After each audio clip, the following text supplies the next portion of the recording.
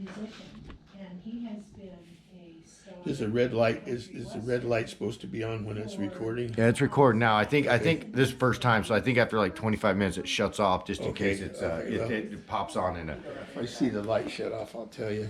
So anyway, when we got out there, I finally got him spotted, you know, where he was at, because they always sit in the back of the bus, and so he was in the back of the bus and lit the joint up and everything. So the scales are right there. The Highway Patrol scales is right across from where Magic Mountain is out there. So I just pulled into the scales, and I didn't go over the scales. I just pulled up back behind it there, and the Highway Patrolman came out and asked if there was a problem. I says, yeah.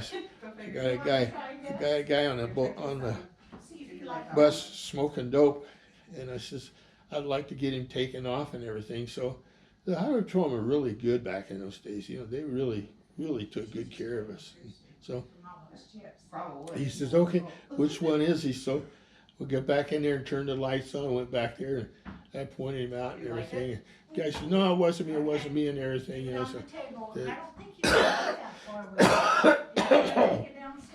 the Highway Patrolman says,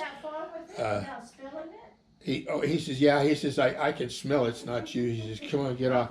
So when they got the guy off of the bus and took him, they got him down onto the ground and everything, you know, and the guy says, well, how am I going to get out of here? He says, I have to hitchhike out of here. And the Highway Patrolman says, you can go ahead and go drive her. And so I was getting back on the bus, and the Highway Patrolman says, no, you can't hitchhike out of here. He said, well, how am I going to get out of here? And he said, we'll have to call you a taxi cab that had to come over from Newhall, which is probably 20 miles away, you know, to get out of there and everything, you know. So anyway, I left that guy. That was one guy, and another one. This wasn't a hippie. This was just a drunk. This was quite a few years before this, and I had a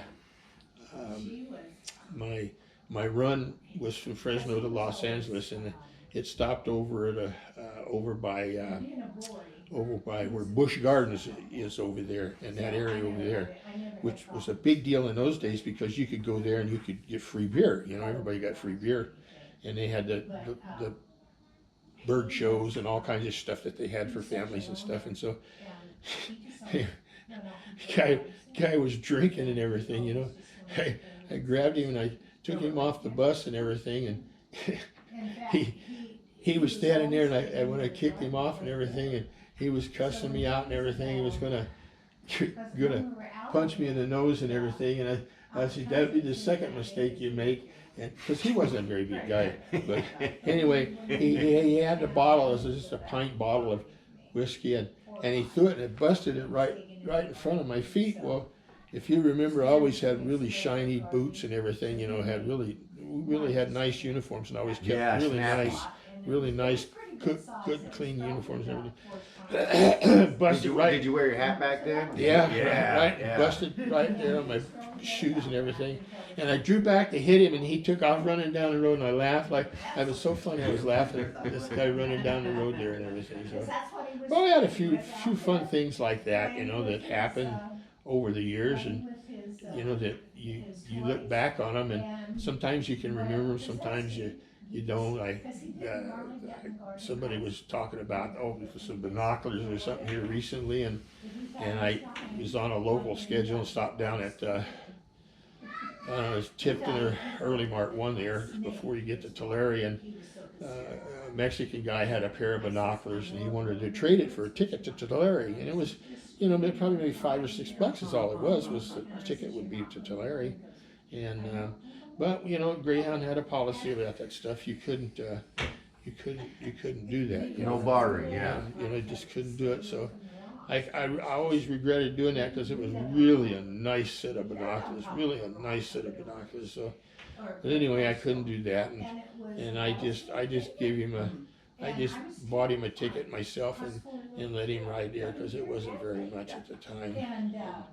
And I did that several times, different people, you know, especially with cars that would be break down, you know, and people would be flagging you down and everything, especially if you had women and kids, because no place for them to go to the bathroom or stuff, you know. Or you get up on the ridge route and the snow would be snow. Highway patrol stopped the traffic because people didn't have chains or anything. You'd be sitting up there, and you know, cars front and back. It just hundreds and hundreds of cars and everything. People, women come up and knocking on your door. Let me use your restroom. Use your restroom. You know. So I would let them get on there and use the restroom on the bus and everything. So. You're always a good guy, Dad. You were always, or Yeah, at least when I knew you. I and always tried to think, be you know. because, you know, you always try to look for the best in people. Yeah, I mean, there was some bad things that happened, bad people. You know, just, you know, and the fun thing of it was, I won't say it's the fun thing of it was, but the thing of it was, in those days when you had a problem, you dealt with the problem. You know, and there was no repercussions. Nobody's getting sued. Nobody's going to do nothing. You know, you dealt with the deal, and you know, you kick somebody off the bus. That was the end of it. The people either learned or they didn't learn, so they get their act together, catch the next bus, or you know, whatever. But nowadays, and then even afterwards, Mom was talking about after I had retired, and she rode down from, I guess, from Jennifer John's back down to Fresno that trip, and about, you know, the bus driver wouldn't do anything. People raising hell and everything on the bus, and you know, just terrible stuff and everything. And the bus driver wouldn't help them. Wouldn't help, you know, people cussing and talking at night and everything. You know, and I thought, you know, that's what really ruined it, because we took care of the customers. I mean, it was a service. Did what ruined it was when the banks took over there in 92, No, 91? that wasn't the banks taking over. A guy and his two partners had furniture companies out of Texas, and they did all of the southeast in that area down there as furniture companies. And so when Greyhound was having all these labor problems and everything, these three guys bought Greyhound, and it was I'm sure it was